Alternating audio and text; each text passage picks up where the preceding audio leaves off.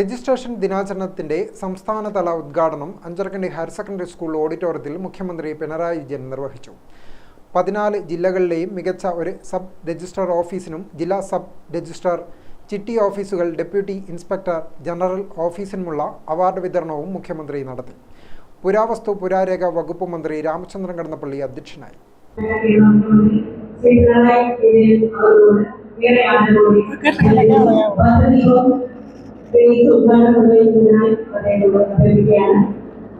ആദ്യ ആധാരം രജിസ്റ്റർ ചെയ്തത് 1867 ജനുവരി 4-നാണ്.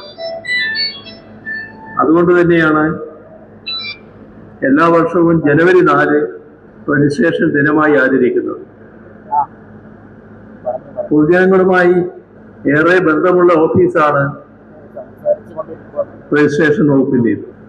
അതുകൊണ്ട് തന്നെ അവ കാര്യക്ഷമമായും സുതാര്യമായും നിലനിർത്തുക എന്ന കാര്യത്തിൽ പ്രതിജ്ഞാബദ്ധമായ സമീപനമാണ് സർക്കാരിനുള്ളത്. കഴിഞ്ഞ ദശാബ്ദക്കാലത്തെ അനുഭവങ്ങൾ പരിശോധിച്ചാൽ ആർക്കും ഇത് ബോധ്യപ്പെടും.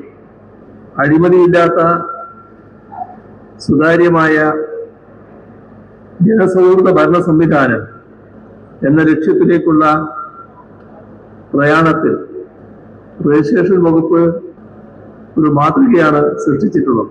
ബ്രിട്ടീഷ് ഇന്ത്യയിൽ തന്നെ ആദ്യത്തെ രജിസ്റ്റർ ഓഫീസ് കണ്ണൂർ ജില്ലയിലെ അഞ്ചരക്കണ്ടിയിൽ 1865 സ്ഥാപിതമാവുകയും ആദ്യത്തെ രജിസ്ട്രേഷൻ നടന്നത് 1867 ജനുവരി 4-നുമാണ്. ഇത് പരിഗണിച്ചാണ് എല്ലാ വർഷവും ജനുവരി 4 രജിസ്ട്രേഷൻ ദിനമായി ആചരിക്കുന്നത്. കെ സുധാകരൻ MP, രാജ്യസഭാ അംഗങ്ങളായ V Sivadasan, John Brittas, advocate P Santhosh Kumar, ജില്ലാ പഞ്ചായത്ത് പ്രസിഡന്റ് ബിനോയ് കുര്യൻ, ജില്ലാ collector Arun K Vijayan, registration inspector general K Meera തുടങ്ങിയവർ സംസാരിച്ചു. രാഷ്ട്രീയ സാമൂഹിക മേഖലയിലെ പ്രമുഖർ, ഉദ്യോഗസ്ഥർ, തദ്ദേശ സ്വയംഭരണ സ്ഥാപന മേധാവികൾ തുടങ്ങിയവർ പങ്കെടുത്തു. ഗ്രാമിക ന്യൂസ്, ചക്കരക്കൽ.